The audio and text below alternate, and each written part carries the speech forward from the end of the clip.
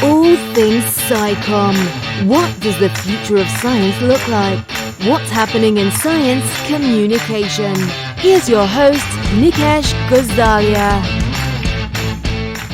Hi everyone, welcome to All Things SciComm. All Things SciComm is a weekly podcast brought to you by Science Talks, a media platform that aims to make science accessible to everyone. In this program, we dive into the latest from the sci-tech world. Let's get started with today's episode.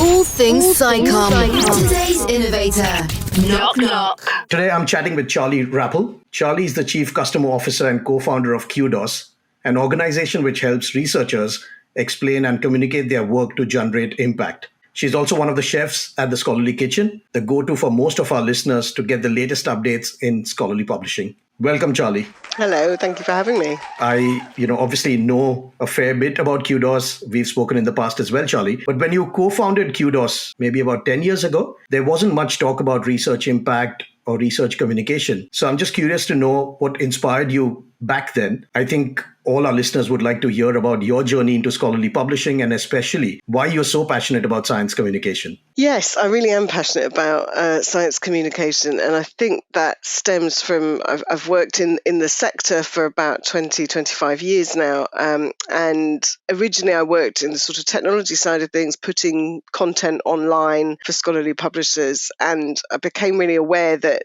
quite a lot of the content wasn't being used, wasn't being downloaded, wasn't being read. And I began to see that there was a gap there, that it was a challenge really around marketing and communication, that not enough people are finding their way to research online. So one part of my passion stems from just wanting to make sure that all that great research that is online and is available in one way or another is actually being found and read and acted on. And then that led me gradually to start to be really focused on broader audiences beyond academia, and a passion emerged for wanting to open up research to the wider world, not in the sense of open access necessarily, more in the sense of plain language, and wanting to make sure that wider audiences can understand what's emerging out of research and what those advances are and what the kind of implications are for them, what the potential benefits could be. And so I became increasingly interested in how we could help more people find and understand and act on research within academia, but also beyond it. And then a final sort of part of it, I think, was just about wanting to help researchers themselves to achieve greater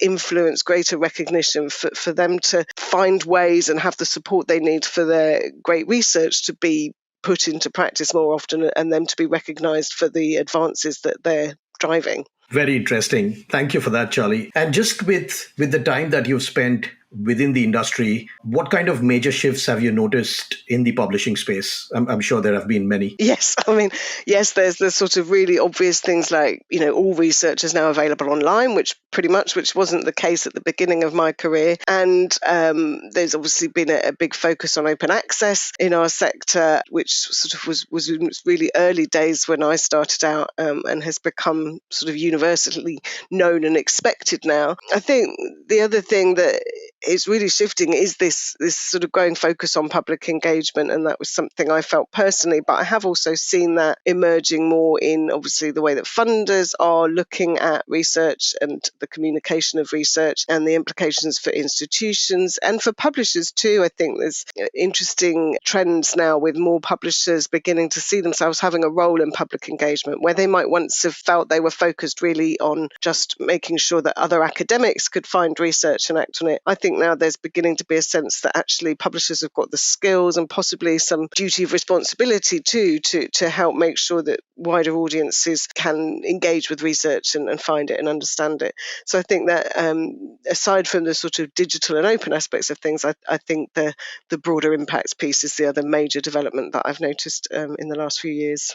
No, and I agree with you, Charlie. I mean, I'm a relative newcomer in the industry. I mean, I've spent probably, 14 to 15 years. And, but specifically, I guess over the last 5 to 6 years, we are hearing so much around the importance of impact, public engagement, like you rightly said, the real return on, all the research funding and just the digital savviness that, we see with not just the researchers, but, academic societies, publishers, a lot of the other stakeholders. I just had a question when you were talking about, some of the changes that you've seen. At a broader level, I've seen UK has been a leader in terms of, just impact with the research excellence framework. Would you agree? I mean, they still continue to do, fantastic job in terms of, leading, or do you think there are areas which, just as a whole that, we can improve on? Yeah, I think we're heading in what I feel is the right direction by focusing or putting more attention on the role and the value of research in the wider world. And I think that the UK approach to that has had to be sort of distilled down into processes and frameworks that perhaps themselves are in need of a little bit more nuance. But the kind of the general driver behind them, I think, is sort of the right goal. And it's interesting to see that spreading out across the world, and lots of other countries also kind of heading in this direction, whether independently or by following the UK. I think it's exciting to see that. I think there's a recognition that sort of traditional scholarly publications have an important role, but they're not the right medium for kind of reaching broader audiences. And I think it's really encouraging to see funders acknowledging that, and funders acknowledging the effort and cost and skills involved in reaching broader audiences, and beginning to invest in that and going sort of further and faster in requiring and funding communications activities. And I think we see that in a lot of kind of developed research economies. That change is beginning to happen. I think we're seeing that with scholarly societies as well, beginning to make the transition from seeing public engagement as about attracting people to come and work in the field, beginning now also to see that they can have a role, or they're well placed to help train researchers to communicate to broader audiences or support them in doing that, and to kind of centrally explain and promote advances in the field. And I think that word promotion is really key. I think, that there is beginning to be a recognition, but perhaps not widespread enough, that you can't just make information available and assume that it will be found and read and acted on. We're in a sea of 2 million new academic publications every year, and Lord knows what number of wider pieces of information we're all being bombarded with every day. So you have to do step one and kind of explain your work and make that information available. But I think that we're beginning now to accept that there are important steps 2 and 3 of really trying to get smarter at using tools and channels to reach audiences a bit more proactively. And here I think the collaboration between different organisations and individuals is really vital.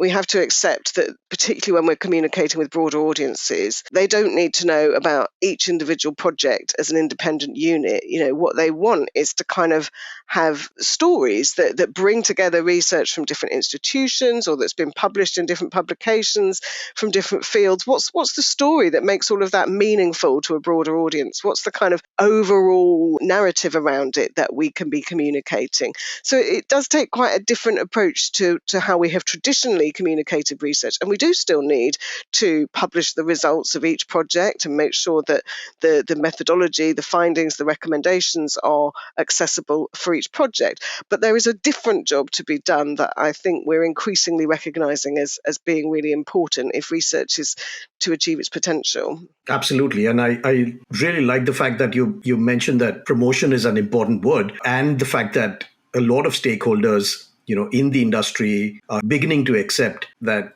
research promotion, public engagement are really important aspects. I've heard you say that a problem with science today is that scientists are expected to achieve broader audiences and impacts, but they lack the skills or support they need to actually do this in reality. And I'm wondering, from your perspective, what do you think institutions, funders, or for that matter, societies can do to accelerate and expand the support that they provide in this area? Yeah, I think it's, as I say, we're sort of heading in the right direction with what we're trying to achieve, but some of our goals are a little bit ahead of where we as a community, as a sector, are at in terms of our ability to deliver on that. So there's a sort of gap opening up between what we want to achieve and how well we want research to be communicated, and whether all the different players involved have actually got the ability to do those things. And like I say, I think we're kind of accepting that the traditional scholarly publications aren't the right way to achieve those broader impacts, but we haven't yet coalesced around any alternative, much less sort of put appropriate levels of expectation, requirement, funding around that. So I think there is more for funders to do. We are starting to see funders, the NSF and the NIH in the US, for example, really do have sections of every grant that says, what are you going to do to communicate this to broader audience? How much money are you expecting to have for that? And it's something in the order of kind of 10% of grant value is now being put into the communication of the research to broader audiences.